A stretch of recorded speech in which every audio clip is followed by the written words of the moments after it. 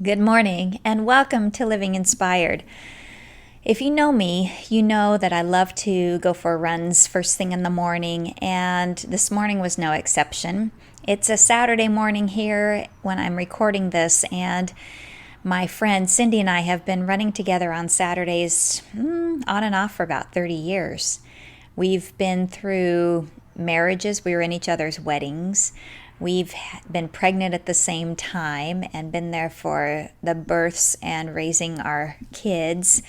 And while we love to get out there and exercise, we've also taken our kids in the baby joggers. The littlest ones would be riding and we'd be pushing the littlest ones, and the older ones would be riding scooters or bicycles alongside. And we've been on many adventures, including challenges in life, job changes, illness, recovery, and in these morning runs is a safe space and a great place to share what's going on. And this morning, it had been a couple weeks that we had run since we had run together because of vacations and various things coming up. So we were catching up on what's the latest and greatest with each other. And I told her that I've been really learning about how to allow all that's meant for us. I know that whether you believe in God or the universe, I know that there's so much more waiting for us, available to us, and ready to be given to us when we open up and allow it. And if you read the story in Matthew 7:7, where Jesus is talking about, one of his disciples had asked him how to pray, and he was just expanding on that idea, talking about, ask and the door shall be open unto you, seek and ye shall find, and just whatever you ask, it is already given to you. And I've realized that when we stop the flow of that divine energy and don't see things from that perspective, either because we don't feel worthy of receiving or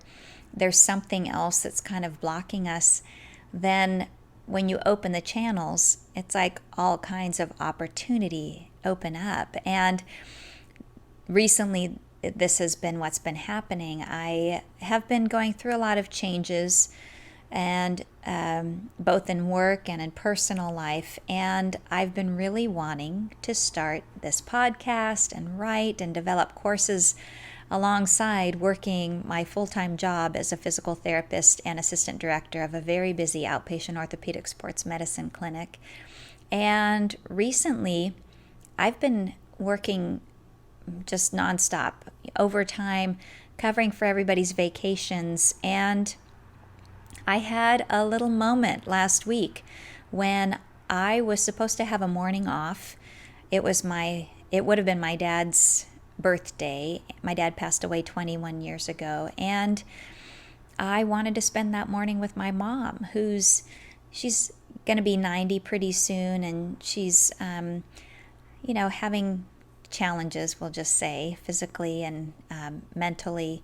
And I wanted to be there with her. And lo and behold, the person who was supposed to come back from vacation did not. And that's no fault of hers, but I was called into work that morning that I had really set aside and wanted to take off. And when I got to work, I kind of melted down a little bit. Not too much, but, I let them know that this was hard for me to come in on this day. And I had a shift in my priority. I had a shift where I have been trying to gain approval and acceptance of those people that I work with in this company. I have a long-standing relationship, 35 years, with the people that own and are leaders in this company that I work with. And I've been having the disease to please take precedence in my life in regards to that relationship. And I suddenly said, you know what? No more. I'm putting myself first. I'm putting my needs first. I'm putting my family, those I love, higher on the list of priorities because that's what's important to me. And I need to take a day or two off. And so my boss gave me today off, and I'm so super excited because now I'm doing what I've been really wanting to do, and that's talk with you about what's possible. So all of this has been going on, but it's that major shift in my prioritizing myself and my needs, not in a selfish way, but in a purposeful way. And so I was telling my friend Cindy about this when we were running this morning, and as I was talking with her, I realized that there were some things that happened in the past week after this shift happened, where all of a sudden my family and we bought a vacation home that we're actually renting out as an Airbnb, as an income rental property, but it's a vacation home and it's on the river, and it has, like, from the living room and kitchen are all windows overlooking the river and the woods. And I mean, it's kind of like a dream come true. And then also, I've been looking to invest in other things that I believe in, and I had another investment opportunity that I know is just going to be dynamite, and it's fun because it's in, the technological movie industry space that kind of intrigues me and has all kinds of fun opportunities.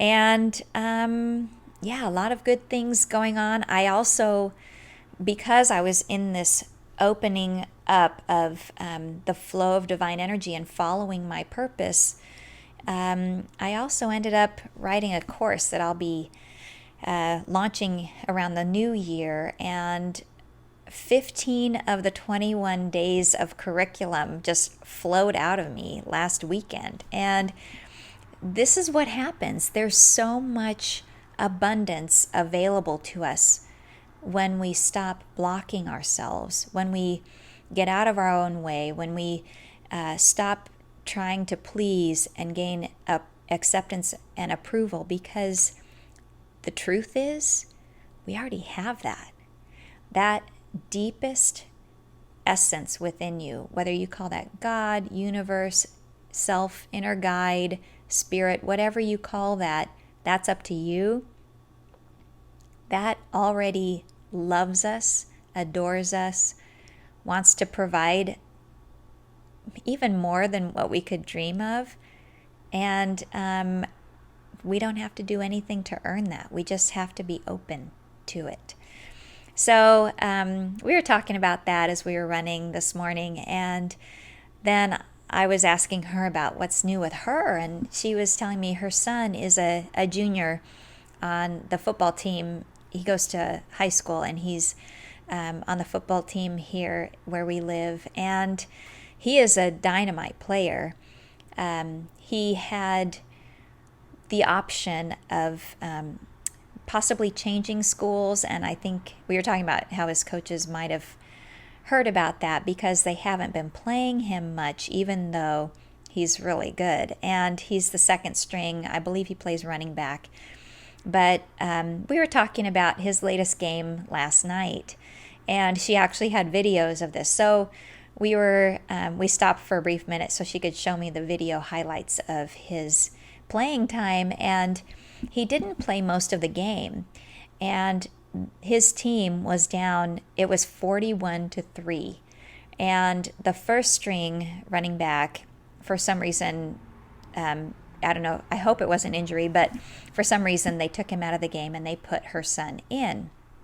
Well, she showed me the plays right after they put him in, and it was a fourth quarter.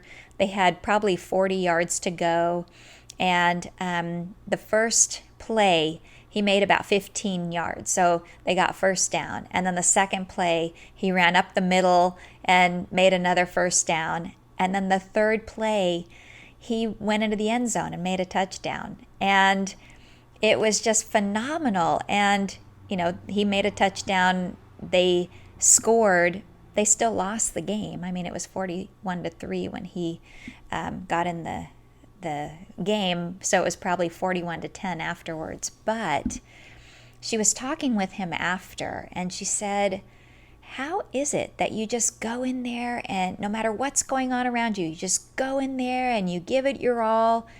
And he said, Mom, I'm playing like we're winning. I'm playing like we're winning. And I thought about that, and I thought, that is genius, because often we base what we bring to the table on what's going on around us. And what we focus on tends to gain momentum and tends to become our reality. And so if you are losing a game, your energy is going to be down, and most likely. And you're going to be like, okay, well, why even bother giving an effort? And but this Christopher just got in there and played like he was winning. And we were talking about the life lessons that go along with that. Whether you're in a relationship, whether you're at work, whether you're at school, or in any circumstance, if you do have a choice, we have a choice in every situation on how we perceive it to be. And so if you walk into work, as I do, I walk into work every day, and I'm one that picks up on energy of people, places, and I challenge myself to bring the positive energy. It's fun for me to feel the actual change in the environment around me. Often, if I'm sensing a heaviness at work, I'll just either start clapping or, singing out the words to the song that's playing on, the little jukebox that we have in our office.